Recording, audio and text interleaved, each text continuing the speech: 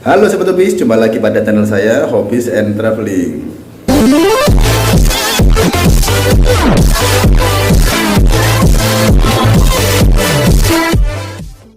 Sobat Hobis, pada kesempatan kali ini saya akan sharing ke kalian tentang bagaimana cara tank kita tetap jernih walaupun kita jarang untuk mengurasnya, ya.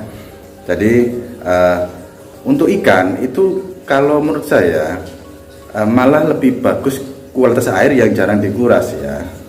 Loh, kenapa? Karena yang air kalau sering kita kuras itu menyebabkan pH-nya itu naik lagi, ya. Jadi untuk menstabilkannya ikan harus beradaptasi dengan air yang baru. Jadi kalau tank sering kita kuras itu menyebabkan pH-nya enggak stabil, ya. Jadi bisa naik.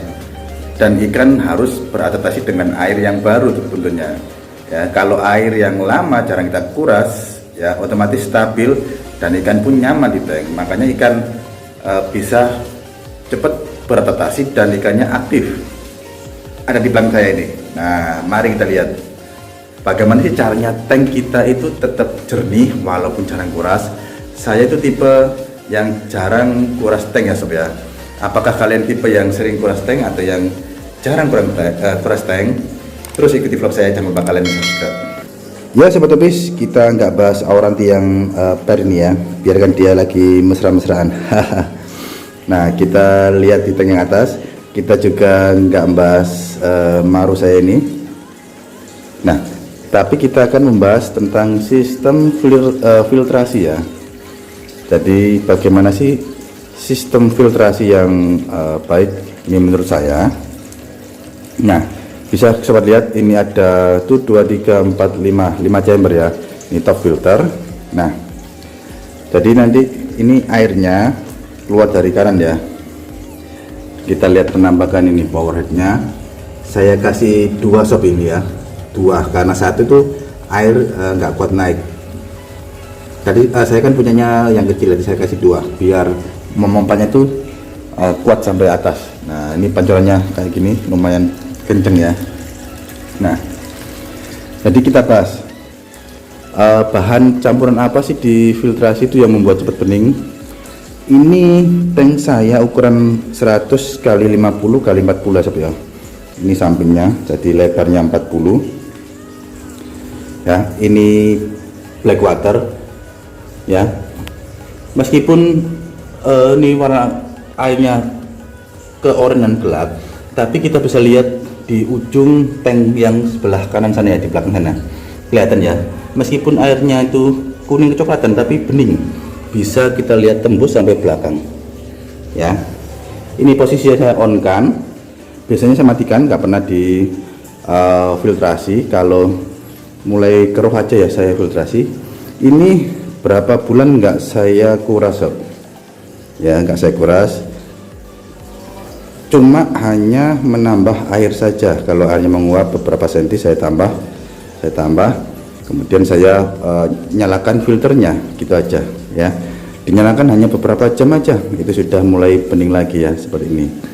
Dan saya kenapa kok bisa warnanya seperti ini berbulan-bulan ini, ya, meskipun difiltrasi sehari full nggak bening jernih gitu, tetap kayak kekuningan gitu, karena tetap saya beri itu, ya, ketapang. Ini saya beri ketapang, kemudian secang, dan ada tambahan lain, ya.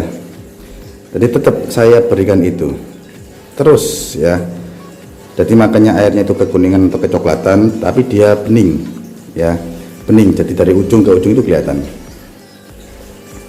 Ini beberapa bulan saya lupa. Jadi ini sangat lama nggak saya kuras, ya. Cuma saya tambahin jok air saja, dicokin air, dan itu pun hanya beberapa senti aja, ya, nggak sampai seperempat atau lebih, malah beberapa senti aja. Nah, kita kembali ke sini pembahasan. Ini ada 5 chamber, jadi kita bahas kita isi apa sih untuk supaya itu cepat untuk memfilter supaya airnya cepat bening. Ini di filter 1 jam aja sudah bening, ya. Tadi saya acak-acak substratnya, kotorannya kan ngendap situ, baru kelihatan berkeruh, ya. saya nyalakan sejaman sudah bening ya. Jadi awalnya ini, jadi di chamber 1 ada ini ya, tadi ada busa atau spon putih. Tadi awalnya putih, sekarang sudah menghitam ya karena kotorannya disaring ini. Jadi chamber pertama itu saya isi pakai busa putih ya, ini kayak gini ya, kalian udah tahu kan, kayak gini. Itu fungsinya untuk menyerap kotoran, meskipun kotoran halus pasti keserap ke sini ya. Itu saya nggak pakai yang yang lebih kasar, saya langsung pakai yang kecil karena halus langsung menyerap kotorannya. Di bawah ini ada kulit kerang atau oyster ya. Nah, kulit kerang atau oyster itu fungsinya untuk menstabilkan pH ya. Kalau kalian sering di water change sepertiga atau setengah dari tank kalian, maka pH-nya otomatis naik lagi ya. Jadi fungsinya oyster ini adalah menstabilkan pH ya. Apalagi kalau musimnya musim hujan, dari siang panas kemudian malamnya sangat dingin. Nah, ini adalah oyster sebagai penstabil pH ya. Jadi untuk pH buffernya ini, jadi itu disaring kotorannya langsung ke oyster. Nah, jadi kalau kalian baru nguras kan pH-nya tinggi, jadi kena ini dia bisa stabil pH kalian ya. Kemudian ke chamber 2 ada karang jahe ya. Ini saya kasih karang jahe sama batu apung, jadi fungsinya sama dengan oyster. Jadi untuk sebagai pH buffernya ya, jadi untuk menstabilkan pH air itu. Nih kalian lihat dari atas. Wah, ini ada untuk bersihkan kerak ya. Ini penampakannya di karang jahe saya mix dengan batu apung ya. Kemudian ini chamber ketiga ada bioring. Nah, ini sudah mulai ada kayak alga ya, jadi mulai kayak kecoklatan itu. Yang hitam-hitam ini adalah arang ya sob ya. Saya kasih arang. Jadi biar ini karbon aktif, jadi bagus untuk air juga. Jadi bioring dan ini ada biopol. Nah, fungsinya itu adalah untuk rumah bakteri ya, jadi untuk rumah bakteri yang baik. Nah, kotoran disaring sini, pasti ada kotoran yang bakteri-bakteri yang nggak ikut kesaring ya, dia masuk sini. Nah, sampai sini dia bakteri baik itu akan memakan dari kotoran-kotoran endapan yang ke chamber ini ya, ke chamber ini. Jadi kalau ada bakteri, dia akan nyangkut sini dan akan terurai oleh bakteri baik. Jadi ini adalah fungsinya untuk rumah bakteri ya, ini. Jadi saran saya, jangan sering dicuci nih ya, biarkan gini aja ya. Kalau saya ini jarang saya cuci ini sudah berapa bulan nih, saya juga lupa tepatnya ya. Jadi mulai ini mulai lumutan ya. Nah, karena ini kalau nggak dinyalakan kan airnya tetap sini, tadi dia di dalam air seperti itu. Tadi di chamber 3 dan 4 itu bioring dan biobol ya, seperti ini. Jadi ini rumah untuk bakteri baik. Nah, chamber terakhir saya kasih spon atau busa lagi nih ya. Nih, saya tempelkan di keluarnya air dari chamber sebelumnya, karena biar apa? Biar untuk memfilter air keluaran dari yang terakhir tadi ya, sehingga dipastikan benar-benar yang keluar itu adalah air yang sudah bagus atau jernih ya. Jadi lewat tahapan sana disaring, pH-nya distabilkan, kemudian kotoran yang terperangkap di bioring dan biobol akan terurai oleh bakteri baik, sehingga dari sini nah disaring lagi oleh yang terakhir ini spon, berarti air keluarnya itu insya Allah jernih sob. Jadi makanya kalau kita nyalakan 1 jam saja, awalnya tank yang keruh itu akan jernih, jadi cepat untuk menjernihkan air. Nah, bisa kalian lihat kan di ujung sana itu kelihatan, walaupun airnya itu kecoklatan ya. Nah, ini meskipun airnya black water seperti ini, ujungnya itu kelihatan benar-benar jernih ya. Nah, sampai sudahnya itu kelihatan bagian sana. Jadi ini sangat jarang saya kuras, jarang saya nyalakan filternya, hanya waktu tertentu kalau saya anggap sudah mulai berkeruh ya, saya acak-acak substratnya Setelah kotorannya keluar semua baru saya nyalakan. Cepat ya, jadi langsung semuanya beberapa menit itu sudah hitamkan menampung kotoran dari bawah tadi. Power headnya pun langsung ya. Nah, tadi itu kelihatan nggak ya? Nah itu tadi cepat, ini 2 power head langsung nyedot, tadi keluarnya itu kenceng. Nah ini menurut saya namanya jenar ini ya, meskipun buluk tapi ini kan sayang saya karena ini merawatnya dari size kecil sob ya. Ini jadi dia dari ukur size kecil itu sudah black water ya, black water.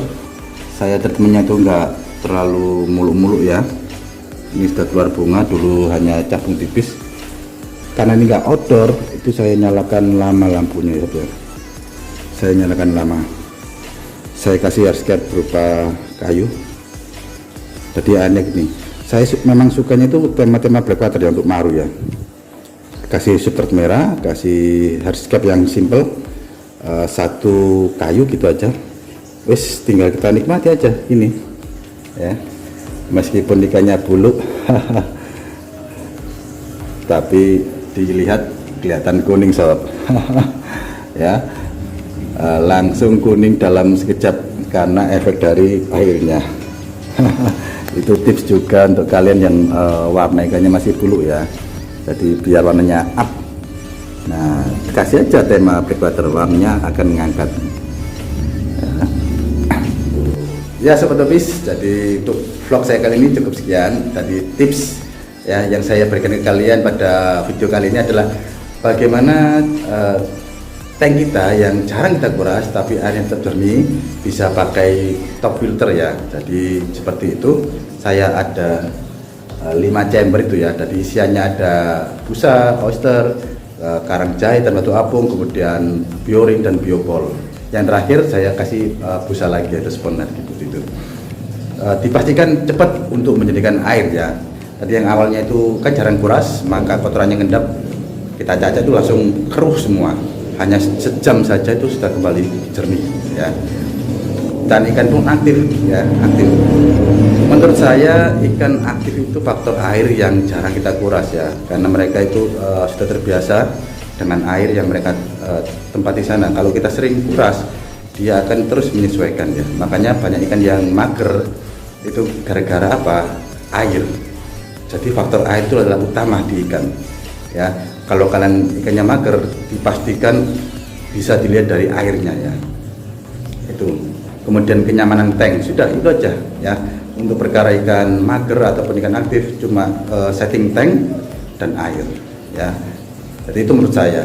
Kalau kalian ada pertanyaan silahkan kalian tulis di kolom komentar, insya Allah pasti akan saya jawab. Jadi di sini tempatnya kita saling sharing, jadi bukan no debat. Saya akhiri. Barakallahu fikum. Wassalamualaikum warahmatullahi wabarakatuh.